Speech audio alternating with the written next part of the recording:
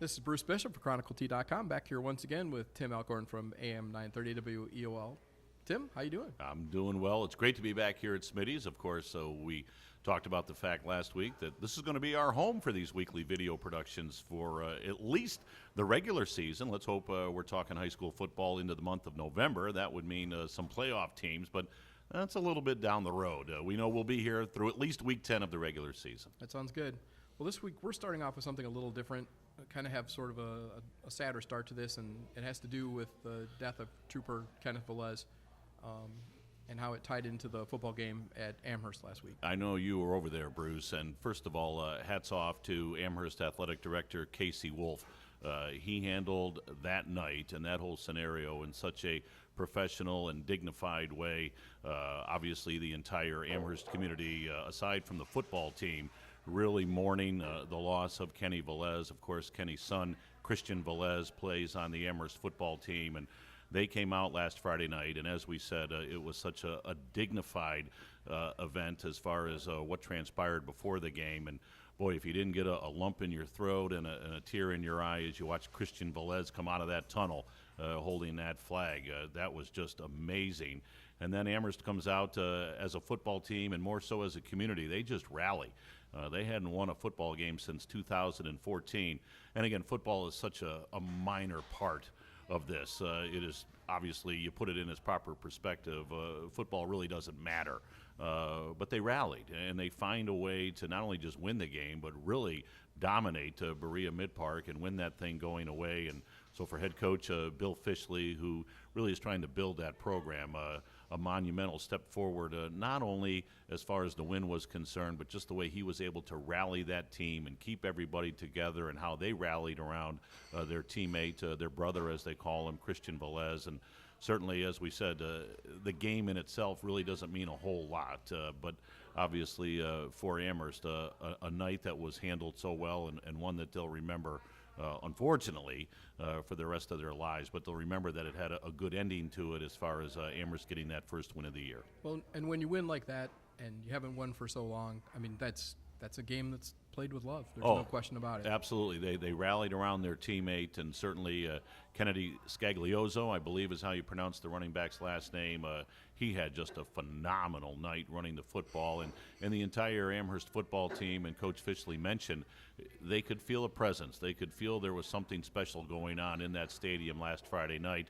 And not that you root against another team, but boy, if you weren't rooting for Amherst last Friday night, I don't know when you would be. So again, to the entire Amherst community, not only the football team, but everybody there, we send our thoughts and our condolences, but it certainly was amazing to see them rally last Friday night.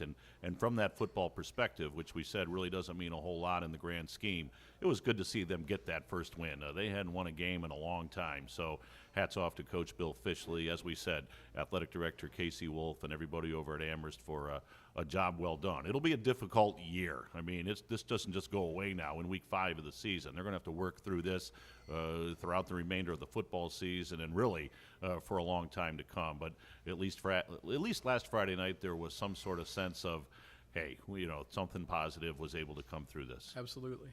So we had a couple other dramatic games, a couple other big games last weekend, entirely different reasons, but everybody else was playing, and how did it play out? Well, we sat here a week ago, Bruce, and we talked about Avon Midview, and certainly that is now the game, I think, as far as Lorain County rivalry games are concerned. It has just risen to the top as far as the most highly anticipated game, the two great programs. We talked about that last week.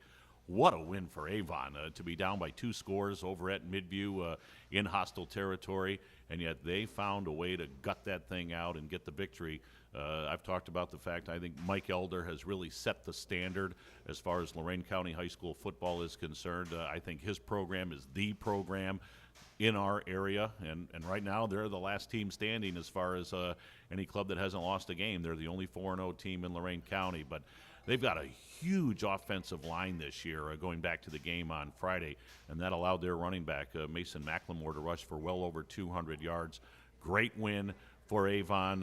For Midview, they still have a great program. One loss does not diminish that. And, of course, many believe, I know Mike Elder said it after the ball game, this may not be the last time we see these two teams meet this year. There very well could be a playoff game between the Middies and the Eagles, and wouldn't we all love that and look forward to that? But great game for Avon last Friday night. And you mentioned a couple other games that certainly jumped to the forefront. Elyria High really took one on the chin last Friday night, tough Bruce. game for them. Yeah, they went down to Medina, and boy, the Bees are just playing some great football this year. They've got an athlete by the name of Jimmy Daw that is setting all sorts of records. I was joking with you before we rolled here. Maybe we'll put this up on the Gazette website and the Gazette Facebook page as well, because if you're living in Medina County, you got to go out and watch this kid Jimmy Daw play football. He's very special. He tore up Elyria High last week, and so we'll see if the Pioneers can bounce back this week. They've got a big game Friday night against Brunswick. We have that game on WEOL. I know we'll talk about that in a moment, but for Medina, they've got things rolling. They really do. So, where are we going to be this week?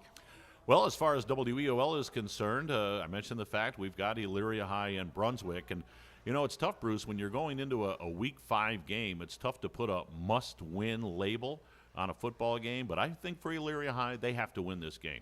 They flat out, they've got to win this football game. If they drop to 2-3, and the second half of their schedule is really tough. They're in a real competitive league.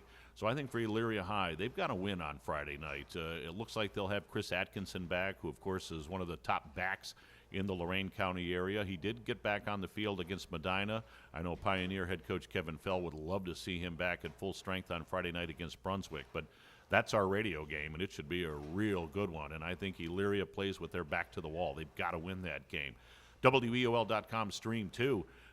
This might be the game in the area. 2 3-1 teams going at it, with Columbia taking on Black River. Black River appears to be back to their old pirate ways, per se, under their longtime head coach, Al Young. But Jason Ward and the Columbia Raiders go over to Black River with a record of 3-1.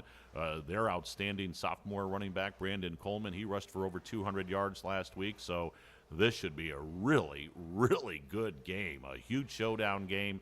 And that's our WEOL.com Stream 2 game. So we'll have that one on the mobile site and on the website. And then WEOL.com Stream 3, our Medina County matchup.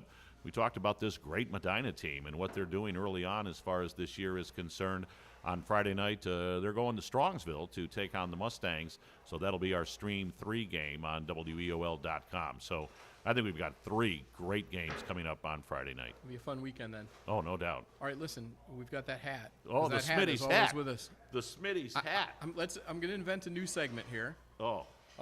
It's going to be, let me think up a name. It's going to be I'll tell you what. In honor of all this incredible talent that we've got, these kids are, as you said, I think last week, you wonder what they feed these kids. Let's talk about Lorain County football alum who's not doing so bad for himself. Well, it's great to talk about kids that have gone on from Lorain County and are doing well at the next level. And boy, if you're a college football fan, you may have heard about the performance that former Keystone star C.J. Conrad had for the Kentucky Wildcats last Saturday afternoon.